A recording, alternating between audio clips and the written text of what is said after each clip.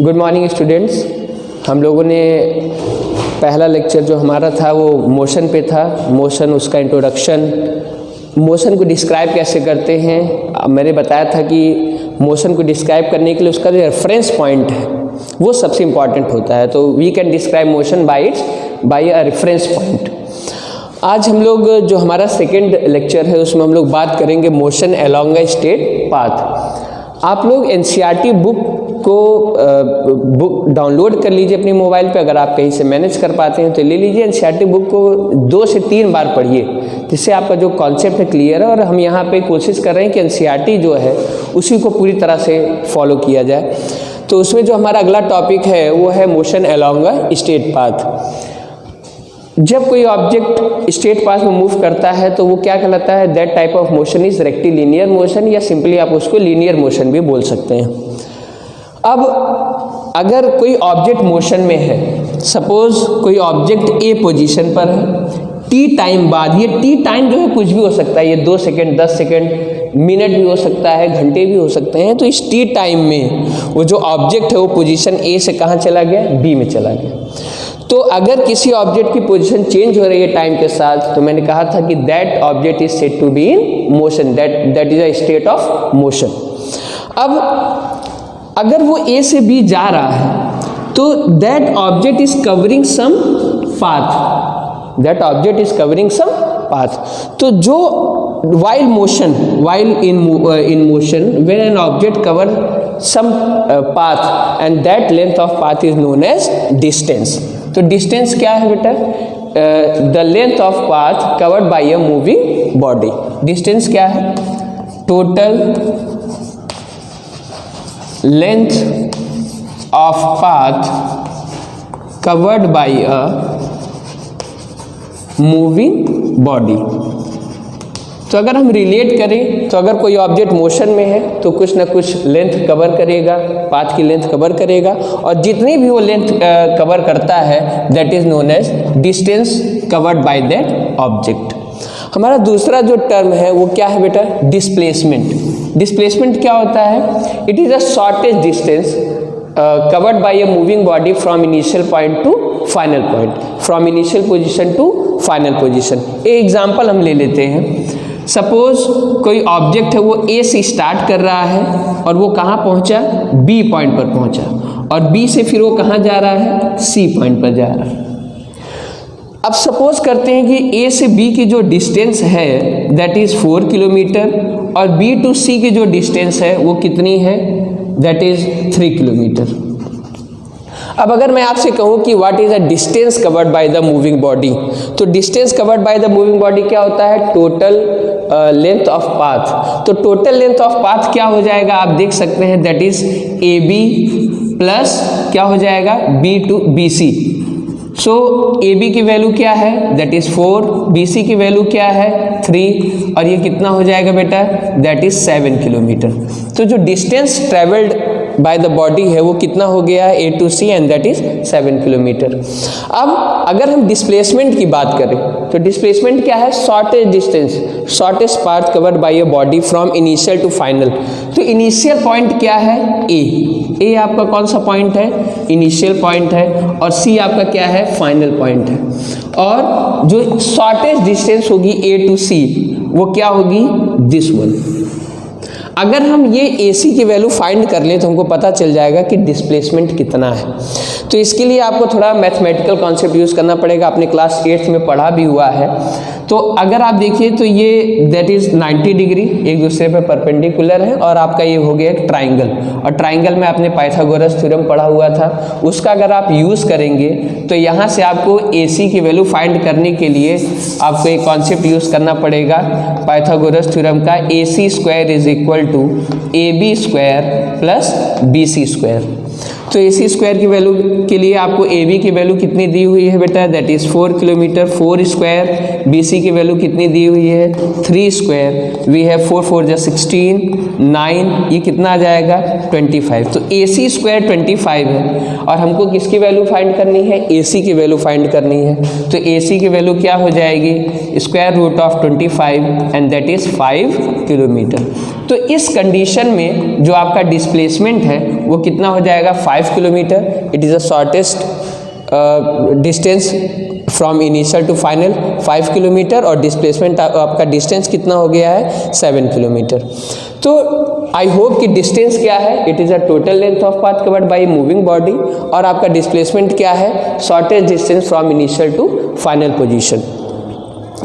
अब थोड़ा और एग्जांपल ले लेते हैं जिससे कि ये सारी चीज़ें डिस्टेंस और डिस्प्लेसमेंट का जो कॉन्सेप्ट है वो क्लियर हो जाए, क्योंकि आगे का जो भी कॉन्सेप्ट है वो इसी पर बेस्ड है, डिस्टेंस और डिस्प्लेसमेंट पर। तो आइए एक और एग्जांपल हम ले लेते हैं। यहाँ पे हम देख रहे हैं कि हमारे पास एक पाथ है दैट, और इसका जो ओरिजिन है वो क्या है, ओ को हमने ओरिजिन रेफरेंस पॉइंट माना हुआ है, और हम लोग इस पाथ पर जो डिस्टेंस और डिस्प्लेसमेंट है ऑब्जेक्ट की वो कंसीडर करेंगे कितना है। तो पहला हम केस ले लेते हैं कि जो ऑब्जेक्ट है वो ओ से स्टार्ट कर रहा है, वो सी से होता हुआ बी पहुंचा, और बी से होता हुआ कहाँ पहुंच गया, ए पर। तो इस केस में ऑब्जेक्ट कहाँ से स्टार्ट करता है, ओ से, तो ये रेफरेंस पॉइंट हमने माना, और यही आपका क्या है, इनिशियल पॉइंट भी है। This is your initial point, और ये जो ए है this is your final point. तो अगर हम बात करें डिस्टेंस और डिस्प्लेसमेंट की पहले केस में, जब ऑब्जेक्ट केस 1, जब ऑब्जेक्ट कहाँ से जा रहा है, वो ओ से स्टार्ट कर रहा है और कहाँ पहुँच रहा है, ए पर पहुँच रहा है। तो केस 1 में जो आपका डिस्टेंस होगा दैट विल बी ओ ए, और ओ ए की वैल्यू कितनी है 60 किलोमीटर। और डिस्प्लेसमेंट की अगर हम बात करें तो इसमें भी आप देखिए कि जो आपका इनिशियल पॉइंट है ओ है और फाइनल पॉइंट ए है, तो इनके बीच का जो स्ट्रेट पाथ है वो कितना हो जाएगा, दैट इज ऑल्सो ओ ए, और ये कितना हो जाएगा 60 किलोमीटर। तो आप देख रहे हैं कि दोनों केस में डिस्टेंस और डिस्प्लेसमेंट क्या है, सेम है। दूसरा केस लेते हैं इसी स्ट्रेट पाथ पे ही। इसमें हम क्या करते हैं कि ऑब्जेक्ट ओ से ए जा रहा है, ऑब्जेक्ट कहाँ जा रहा है, ओ से ए, और फिर वो बैक कहाँ जा रहा है, and it's back to reaches to कहाँ पे, सी। तो कंडीशन क्या है, ऑब्जेक्ट ओ से स्टार्ट हो रहा है, सी से होता हुआ, बी से होता हुआ ए पहुंचता है, और ए से फिर वो वापस कहाँ चला जाता है, सी पॉइंट पे चला जाता है। तो इस केस में आपका डिस्टेंस क्या होगा, तो मैंने डेफिनेशन डिस्टेंस की बताई है, total length of path covered by a moving body. तो टोटल जो लेंथ होगी वो कितनी हो जाएगी, आप देखिए, that is O A plus, अब ए से वो कहाँ आता है, सी पर आता है, ए सी। ओ ए की वैल्यू आपको कितनी मिल जाएगी 60 किलोमीटर, और ए से लेकर के सी की वैल्यू आपको निकालनी है, तो ये कितनी हो जाएगी। इसके लिए आपको क्या करना पड़ेगा, 60 में से आपको 25 क्या करना पड़ेगा, माइनस करना पड़ेगा। तो ये कितना आ जाएगा, 60 प्लस 60 माइनस 25 वी हैव 35, और ये आपकी जो वैल्यू है वो कितनी आ जाएगी 95 किलोमीटर। आप देख रहे हैं ये पूरा डिस्टेंस ओ से ए 60 प्लस ए से लेकर के सी तक की पूरी आपको डिस्टेंस निकालनी थी। आप इस तरह कैलकुलेट कर सकते हैं 5, 10, 15, 20, 25, 30, 35, और इस तरह से जो आपका डिस्टेंस आ जाएगा वो कितना आ जाएगा 95 किलोमीटर। अब इसी केस के लिए हम अगर डिस्प्लेसमेंट की बात करें, तो अगर आपको डिफिनेशन क्लियर है तो आप बड़े आराम से डिस्प्लेसमेंट की वैल्यू फाइंड कर सकते हैं। डिस्प्लेसमेंट की वैल्यू के लिए आपको इनिशियल जो आपका पॉइंट था वो क्या था, सेकेंड केस में ओ था, फाइनल पॉइंट क्या था, सी था। और डिस्प्लेसमेंट क्या होता है, shortest distance between initial to final point. Your C is final point for your case second, और ओ सी की जो वैल्यू होगी वही आपका क्या हो जाएगा, डिस्प्लेसमेंट। तो O to C that is your displacement, और इसकी वैल्यू कितनी है, दैट इज 25 किलोमीटर। तो सेकेंड केस में आपने देखा कि आपका जो डिस्टेंस है वो 95 किलोमीटर है और डिस्प्लेसमेंट कितना है 25 किलोमीटर। तो डिस्टेंस और डिस्प्लेसमेंट में आप देख रहे हैं कि क्या है, जो डिस्टेंस होता है it is a total length of path covered by moving body, और आपका जो डिस्प्लेसमेंट होता है it is a shortest distance between initial to final position. अब हम एक और एग्जांपल लेते हैं। चूँकि हम लोग इस क्लास 9th में रेक्टिलिनियर मोशन के साथ साथ सर्कुलर मोशन भी थोड़ा सा कंसीडर करेंगे, तो आइए उसका भी एक एग्जांपल लेते हैं और देखते हैं डिस्टेंस और डिस्प्लेसमेंट उस केस में क्या होता है। तो आपका एक लेते हैं object, let us consider an object is moving on a circular path, और सर्कुलर पाथ पे जो आपका स्टार्टिंग पॉइंट है वो ए है और जो आपकी है, और ये आपका क्या है सेंटर उस सर्कुलर पाथ का। तो कंसीडर करते हैं हम लोग इसमें कि पहला केस कि जो ऑब्जेक्ट है वो ए से स्टार्ट कर रहा है और वो बी से होता हुआ कहाँ जा रहा है, फिर ए पॉइंट पर चला आ रहा है। तो ऐसे केस में कि केस 1 क्या होगा बेटा कि when object complete, when object move one complete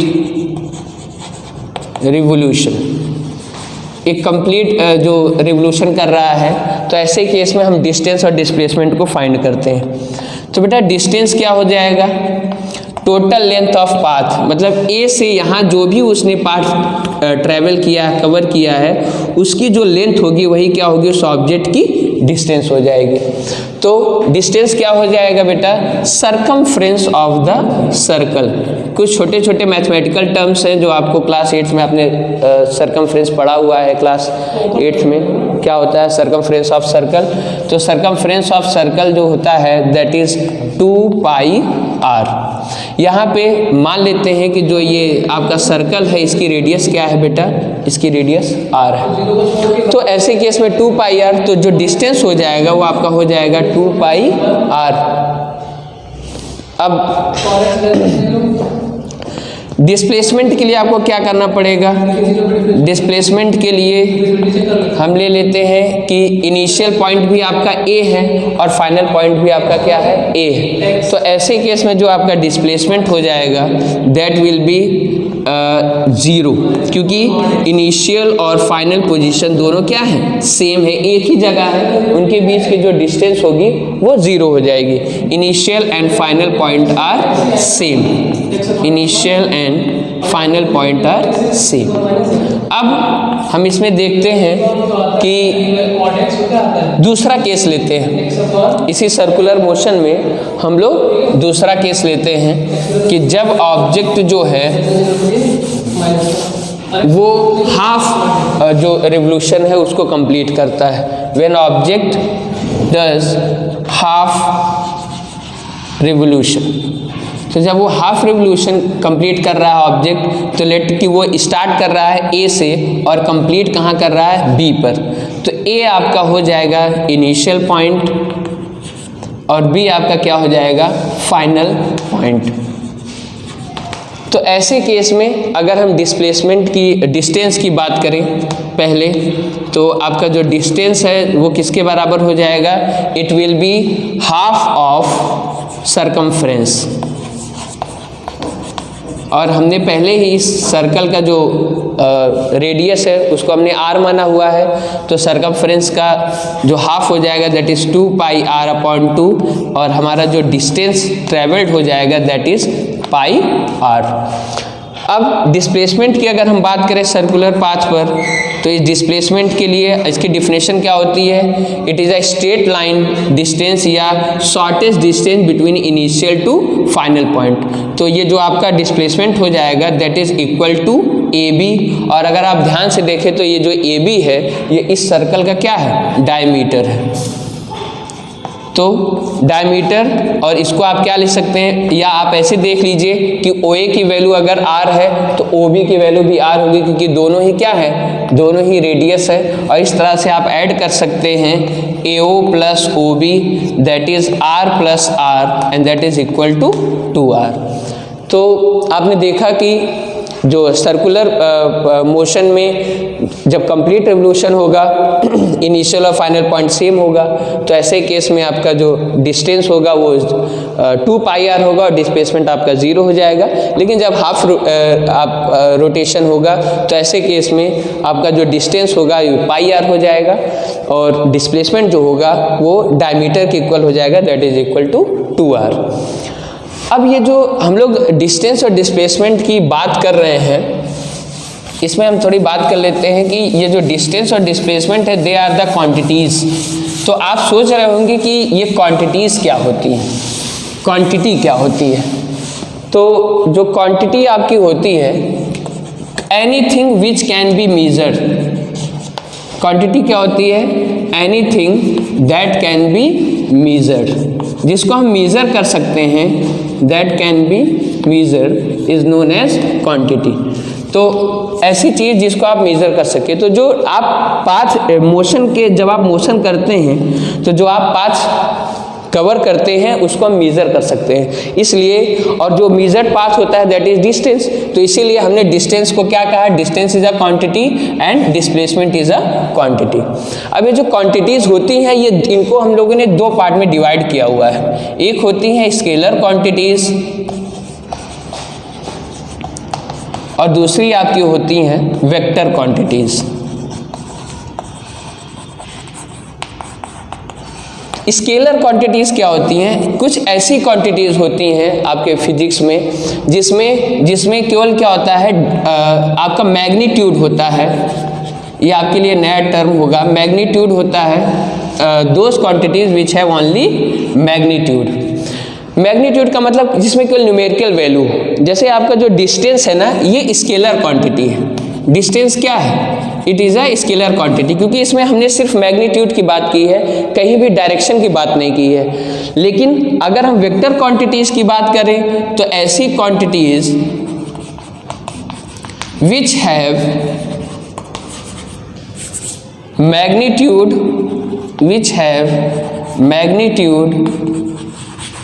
as well as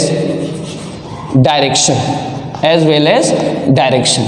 अब आप सोच रहे होंगे कि डिस्प्लेसमेंट में इसका जो वेक्टर क्वांटिटी का एग्जांपल होगा आपका होगा डिस्प्लेसमेंट।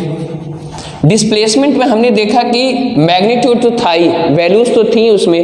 आपने एक केस में देखा था, इस वाले केस में, कि जो आपका डिस्प्लेसमेंट का जो मैग्नीट्यूड है 3 किलोमीटर 4 किलोमीटर ABC, यहाँ जो आपका डिस्प्लेसमेंट आया था वो क्या आया था? 5 किलोमीटर। तो 5 क्या है? मैग्नीट्यूड है।